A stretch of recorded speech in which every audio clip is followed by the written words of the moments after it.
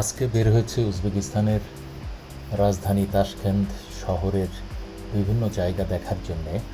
তো আমার উদ্দেশ্য হলো যে আমি প্রথমে দেখব হজরতি ইমাম কমপ্লেক্স, এরপরে অন্যান্য স্থাপনা দেখতে যাব। হজরতি ইমাম কমপ্লেক্স ইয়ান্ডেক্স নামে এদের যে এখানে কার রাইডস শেয়ারিং সার্ভিস আছে, সেটাতে আমি একটা উবার কল করেছি। তো উবার কল করার পরে ওখানে কিন্তু হজরত ইমাম কমপ্লেক্স কথাটা লিখে দিয়েছিলাম, এটা আমার মনে আছে, কিন্তু ড্রাইভার আমাকে যেখানে নামিয়ে দিচ্ছে এটা আসলে হজরত ইমাম কমপ্লেক্স না। তো এটা কীভাবে হলো আমি জানি না। এখানকার সাধারণ মানুষ কিন্তু এমন না যে এক জায়গার কথা বলে আরেক জায়গায় নামিয়ে দিবে। আমি বুঝতে পারছি ভুলটা হয়তো আমারই হয়েছে। তো আমাকে নামিয়ে দেওয়া হয়েছে হজরতি ইমাম কমপ্লেক্সের বদলে যে জায়গাটা সেটা হচ্ছে ব্রডওয়ে নামে একটা জায়গা, যার একটা বড় সড়ো রাস্তা। সে রাস্তার দুই পাশে নানান রকম কফি শপ, নানান রকম খাবারের দোকান, বিভিন্ন রকম সুভেনিরের দোকান, এছাড়া বিভিন্ন ফ্যাশন হাউসও আছে। সব মিলিয়ে জায়গাটা অনেক আকর্ষণীয়। রাত্রেবেলায় লাইটিং এর দুর্দান্ত কারুকাজের ফলে অনেক সুন্দর দেখা যায়। ড্রাইভার যেখানে আমাকে নামিয়ে দিয়েছে সেই জায়গায় আসার পরে আমি একজন ভদ্রলোককে জিজ্ঞেস করছি যে, ভাই, এই যে যাকে আপনার স্ক্রিনে দেখতে পাচ্ছেন, এটা ছোটো বাচ্চা সহ, এই ভদ্রলোক, তার সাথে কথা বললাম। তো উনি বললেন যে না, এটা হজরতি ইমাম কমপ্লেক্স না। এখন আমি কি করব, একটু বিব্রত হয়ে দাঁড়িয়ে আছি। তো ভদ্রলোক বললেন যে তারা, ও বাই দ্য ওয়ে, ওনার সাথে ওনার যে বড় মেয়েটা ছিল সে ইংরেজি জানে, উনি জানেন না, ফলে তার মেয়ের মাধ্যমে কথাবার্তা হচ্ছিল। আমরা ব্রডওয়েতে এখন দেখেন কি সুন্দর পেইন্টিং।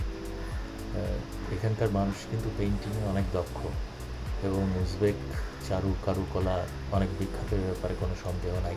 তো ব্রডওয়েতে, এই যে ব্রডওয়েতে হাঁটছি, এখন সকাল 11টা, সে কারণে মানুষজন নাই।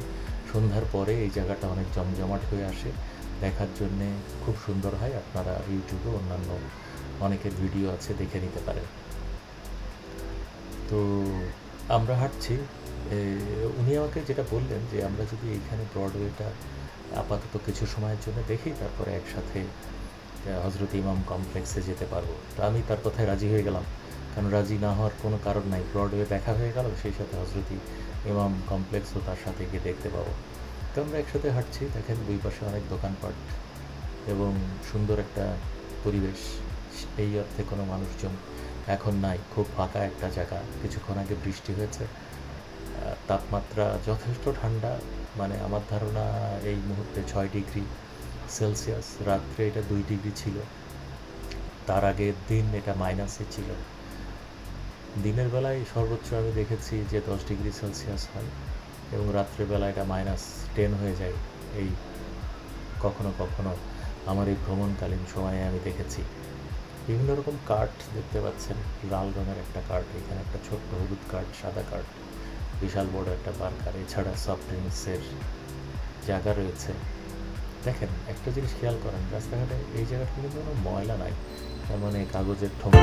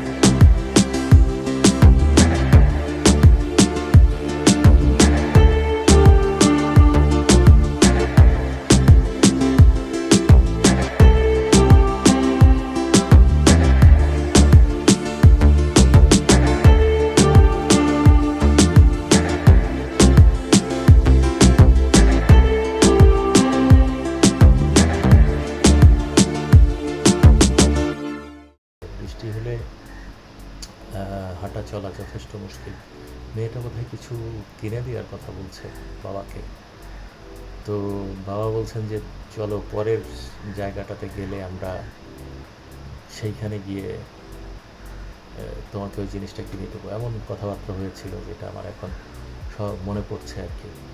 তো সামনে একটা বার দেখতে পাচ্ছি আর কি। এছাড়া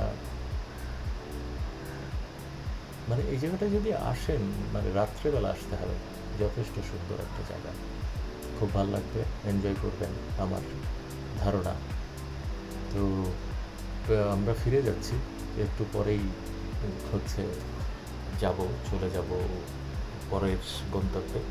তার আগ পর্যন্ত আপনাদেরকে যেটা বলি যে আমি এই ভদ্রলোকের সাথে যেতে কেন রাজি হলাম, গত কয়েকদিন এখানে চলাফেরার পরে আমার যেটা মনে হয়েছে যে এখানকার মানুষ সাধারণ মানুষ, অবশ্যই যেটা মনে করি সাধারণ মানুষ খুব সৎ, খুব সজ্জন এবং বাইরের মানুষজনকে সহযোগিতা করতে তাদের কোনো দ্বিধা নাই।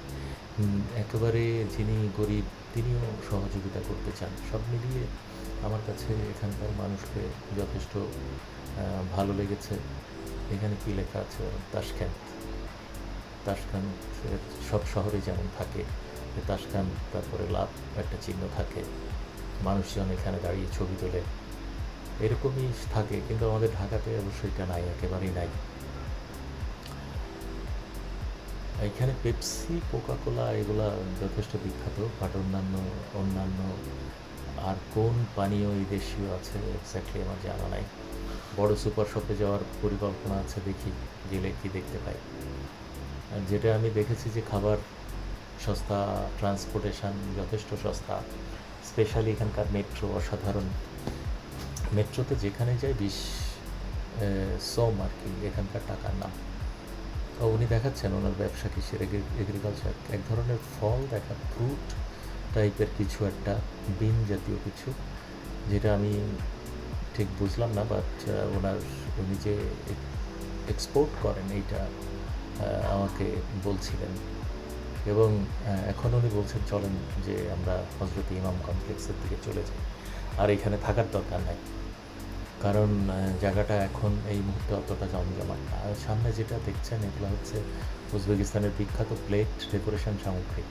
এগুলো দিয়ে যে কী সুন্দর ডেকোরেশন হয়। কালকে আমি যখন বেশ কাজের নামে তাদের একটা ব্লগ সেন্টার বা পোলাও বলতে পারেন, বিরিয়ানি বলতে পারেন, এটা আইদার মাটন, ওরা অবশ্য ঘোড়ার মাংস দিয়েও বানায় এই ব্লগ।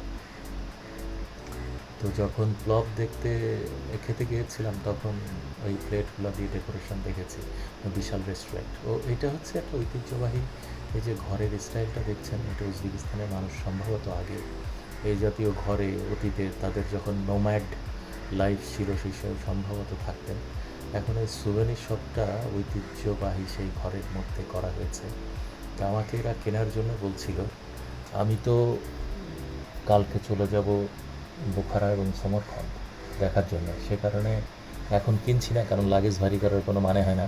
খালি লাগেজে ঘুরে বেড়াতে হবে, তারপরে আসার আগের দিন কিছু কেনাকাটা, সুভেনির ইত্যাদি কিনে টিনে তারপরে দেশে ফেরা, এই হচ্ছে মোটামুটি পরিকল্পনা। সো আমার এখানে ওনাদের এই জিনিসপত্র কেনা হলো না। মানুষজন ভারী জামা কাপড় পরে আছে, দেখে বুঝছেন যথেষ্ট ঠান্ডা পড়েছে, আকাশ মেঘলা, আজকে রোদ ওঠেনি। তারপরেও আমার কাছে শীতের দেশে গেলেই ভালো লাগে, কারণ আমরা যে পরিমাণ গরমের মধ্যে বসবাস করি, সেই ভ্যাপসা গরম, ঘাম, এইসবের মধ্যে থেকে বাইরে কোথাও যেতে পারলে যথেষ্ট সুন্দর মনে হয়। এনাদেরকে বোঝালাম যে আমি কিনছি না আপাতত, তো ওনারা বলেছেন ঠিক আছে পরে এসে কিনবেন। ফুল ফ্যামিলির শপ এটা। তো আমি বোধহয় হাত নেড়ে কিছু একটা বোঝাচ্ছি যে আমি পরে আসবো। এরপর হচ্ছে আমার বোখারা এবং সমরখন্দ যাওয়ার কথা, ঐতিহাসিক শহর বোখারা দেখব, এবং সমরখন্দ সে বিখ্যাত রেগিস্তান স্কোয়ারের মতো সুন্দর স্থাপনা খুব কমই দেখেছি জীবনে। এত সুন্দর একটা স্থাপনা, যখন আপনারা যাবেন এত ভালো লাগবে। যাক, আমরা হাঁটা শুরু করলাম, চলে যেতে হবে পরের গন্তব্যে।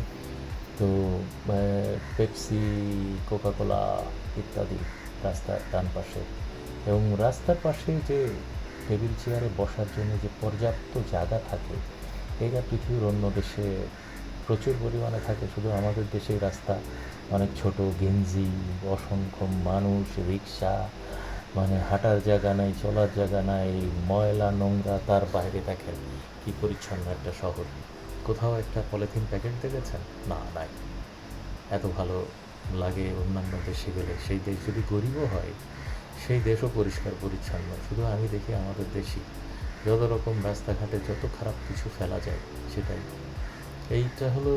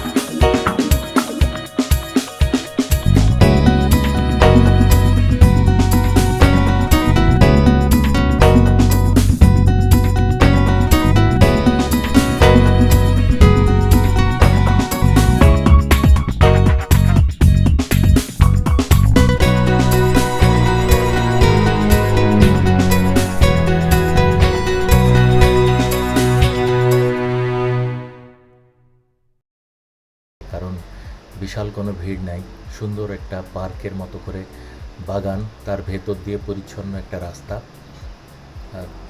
এবং বাতাসে ইতিহাসের গন্ধ। হঠাৎ সামনে দেখা যায় এক বিশাল খোলা প্রাঙ্গণ। এটাই হজরত ইমাম কমপ্লেক্স। অনেক অনেক বছর আগে এই জায়গায় বাস করতেন একজন মহান ইসলামিক পণ্ডিত, আবু বকর মোহাম্মদ ইবনে আলী ইসমাইল কাফল শশী। তিনি ছিলেন জ্ঞান, ন্যায় আর ধর্মের প্রতীক। দূর দূরান্ত থেকে মানুষ তার কাছে আসত জ্ঞান অর্জনের জন্য। তার মৃত্যুর পর এই জায়গাতেই তাকে সমাহিত করা হয়। ধীরে ধীরে তার কবরকে কেন্দ্র করে গড়ে ওঠে একটা পবিত্র স্থান, একটা মসজিদ, একটা মাদ্রাসা আর মানুষের বিশ্বাসের কেন্দ্র। সময় গড়াতে থাকে, শতাব্দী পার হয়ে যায়। ১৬০০ শতক থেকে শুরু করে একের পর এক শাসক এখানে নতুন নতুন স্থাপনা যোগ করতে থাকেন। এই জায়গা হয়ে ওঠে তাশখন্দের ধর্মীয় হৃদয়। কিন্তু এই কমপ্লেক্সের সবচেয়ে অবাক করা বিষয় লুকিয়ে আছে একটা কক্ষের ভেতর, এবং এখানেই সংরক্ষিত আছে বিখ্যাত ওসমানীয় কোরআন, যা ইসলামের তৃতীয় খলিফা হজরত ওসমান রাদি আনহু তাআলার সময়ের বলে বিশ্বাস করা হয়। ভাবতে পারেন, প্রায় ১৪০০ বছরের পুরানো ইতিহাস আপনি দেখতে পাবেন এখানে আসলে। কিন্তু এই জায়গা সবসময় কিন্তু এরকম ছিল না। অনেক সময় অবহেলায় এটার কিছুটা ক্ষতিগ্রস্ত হয়েছিল। তারপর নতুন করে আবার যাত্রা শুরু হয়েছে। বিশেষ করে ২০০৭ সালের পর উজবেকিস্তান সরকার এই পুরো কমপ্লেক্সকে নতুন করে তৈরি করেন। পুরনো ঐতিহ্য বজায় রেখে আধুনিকভাবে পুনর্নির্মাণ করা হয় এর সব কিছু। আজ এখানে গেলে আপনি দেখতে পাবেন পরিচ্ছন্ন, সুন্দর আর শান্ত এক পরিবেশ। আজকের দিনে হজরতি ইমাম কমপ্লেক্স শুধু একটা ঐতিহাসিক জায়গা না, এখানে অতীত আর বর্তমান একসাথে মিশে আছে। আর আপনি যদি এখানে আসেন, আপনার মনে হবে খুব অসাধারণ একটা জায়গায় আপনি ধর্মীয় পবিত্রতম একটা জায়গায় এসে পৌঁছালেন। আপনার মন অনেক ভালো হয়ে যাবে। যখনই আপনি উজবেকিস্তানে আসবেন, তখন তাশখান্দ শহরের প্রাণকেন্দ্রে এই জায়গায় গেলে আপনি অনেকগুলা স্থাপনা দেখতে পাবেন। প্রাচীন সব কোরআনের নিদর্শন এখানকার যে জাদুঘরটা আছে সেখানে পাবেন। এছাড়া এখানে শপিং কমপ্লেক্সও আছে, মানে আপনি যদি এখানে আসেন দেখবেন যে শপিং কমপ্লেক্স। সবচেয়ে আমার ভালো লাগে উজবেকিস্তানের একটা বিশেষ শৈল্পিক নিদর্শন হলো, দেখেন যে কোনো স্থাপনার এই যে লম্বা লম্বা যে খুঁটিগুলো আমরা দেখতে পাচ্ছি, এগুলা দেখলে মনে হয় কাঠের তৈরি। আসলে কাঠের কিনা আমি জানি না, মনে হয় শুরুতে কাঠেরই ছিল, হয়তো পরে এগুলা রং করেও হতে পারে, কিন্তু আগে কাঠেরই ছিল। কারণ আমি অনেক পুরানো জায়গায় দেখেছি যে এগুলা কাঠের তৈরি, লম্বা বিশাল বিশাল মানে খুঁটি, যেগুলা দারুণ কারুকাজ করা। তো আমরা মসজিদটার ভেতরের অংশটা দেখছি। যখন আমরা এখানে গিয়েছিলাম তখন এখানে পরিচ্ছন্নতা কর্ম চলছিল, এ কারণে আমরা ভিতরে যেতে পারি নাই, বাইরে থেকে দেখেছি। তো পুরা জায়গাটা এত সুন্দর, এত ভালো লাগবে আপনার। এখান থেকে বের হয়ে যাওয়ার পরেই ওই কোরআনের যে নিদর্শন আছে সেই নিদর্শনের ওই মিউজিয়ামে যাওয়া যাওয়া যায় আর কি। এবং আর একটা বিশাল মসজিদ তৈরি হচ্ছে, যেটাতে আমরা যেতে পারি নাই, কারণ ওটা নির্মাণাধীন ছিল। দেখেন এইখানে যে দরজাটা, এত কারুকাজ কাঠের, মনে হবে যে আপনি সেই সময়ে পৌঁছে গেছেন যখন মানুষ শৈল্পিক কারুকার্য ফুটিয়ে তুলত তার স্থাপনাগুলোতে। চলেন আমরা পরের স্থাপনার দিকে যাই। আমরা হাঁটা শুরু করেছি, পরের স্থাপনাতে গিয়ে আপনাদেরকে দেখাবো কি আছে। এছাড়া এখানে কিন্তু শুধুমাত্র যে এই কমপ্লেক্স না, এর মধ্যে পুরানো ঐতিহ্যগুলোর জায়গায় শপিংয়ের যে জায়গা আছে, যেখানে ঐতিহ্যবাহী পোশাক, উজবেকিস্তানের যে পোশাক লম্বা আলখাল্লার মতো ছেলেরা এবং মেয়েরা পরে, ওই পোশাক টুপি এগুলো বিক্রি হয়। এছাড়া তৈজসপত্র, স্পেশালি ওই যে প্লেটের কথা আগে বলছিলাম, সেই প্লেটগুলোর নিদর্শন বিক্রির জন্য এখানে রেখে দেওয়া আছে। নানান রকম সুভেনির পাওয়া যায়। সব মিলিয়ে অসাধারণ একটা অভিজ্ঞতা হবে এই কমপ্লেক্সে আসলে আপনার জন্যে। যখনই আসবেন জায়গাটাকে দেখতে ভুলবেন না, ভালো লাগবে। আমার তো খুবই ভালো লেগেছে। স্পেশালি উজবেকিস্তানের যে মানুষ অন্যকে সহযোগিতা করার জন্য সবসময় প্রস্তুত থাকে। এবং আপনি যদি কোনো একটা বাজারে যান, যেমন চরসু বাজার অথবা বোখারার বাজার অথবা সমরখন্ডের সব বড় বড় বাজার, যেখানে শুকনো ফল এবং নাট বিক্রি হয়, আপনি যাবেন, যারা বিক্রি করছে তারা আপনাকে একটার পর একটা দিতে থাকবে, বলবে টেস্ট করো, টাকা দেওয়া লাগবে না, টেস্ট করো। তো আপনি খেয়ে শেষ করতে পারবেন না। যদিও খাওয়া উচিত কি অনুচিত আমি জানি না, বাট মানুষজন এমনভাবে বলতে থাকবে যে আপনি না নিয়ে পারবেন না, মনে হবে না নেওয়াটা আসলে তাদের জন্য অসম্মান হচ্ছে। মানে প্রত্যেকটা নাট একটা করে আপনাকে টেস্ট করে দেখতে হবে, তারপর কিছুটা কিনলেন বা বেশি কম যেটা আপনার সাধ্য অনুযায়ী কিনলেন, এইরকম আর কি। তো আমরা এখন যাচ্ছি পরের স্থাপনা দেখার জন্য, সম্ভবত একটা শপিং কমপ্লেক্সের দিকে যাব, তারপর ওখান থেকে আমাদের পরের গন্তব্যে। তো যেটাই হোক, আমরা আগাচ্ছি সামনের দিকে। এখনও আবহাওয়া কিন্তু রোদ ওঠে নাই, এখনও মেঘলা, বৃষ্টি ছিল, বৃষ্টি একটু পরপর হচ্ছে। দেখেন কী সুন্দর স্থাপনা, কী সুন্দর দেখতে, নকশা কারুকাজ। একটা জিনিস খেয়াল করছেন যে মানে এই যে চীনামাটির মতো অথবা এই যে পাথরগুলা কেটে কেটে একটার মধ্যে আরেকটা বসিয়ে নকশা করা, এই নকশা কিন্তু তাজমহলের নকশার সাথে দারুণ মিল আছে। উজবেকিস্তানের আপনারা সবাই জানেন যে সম্রাট বাবুর উজবেকিস্তানের, তিনি ভারতবর্ষ শাসন করেছিলেন এবং তার পরবর্তী তার সন্তান থেকে শুরু করে যারা ছিলেন তারা ভারতবর্ষ শাসন করেছিলেন।